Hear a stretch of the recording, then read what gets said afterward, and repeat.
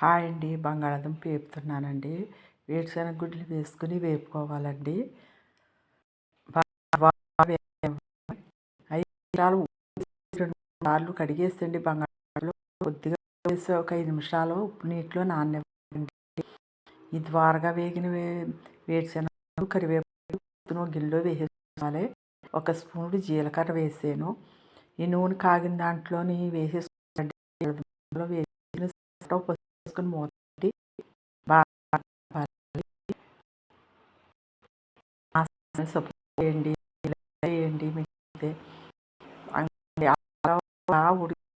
మగ్గే వరకు కూడా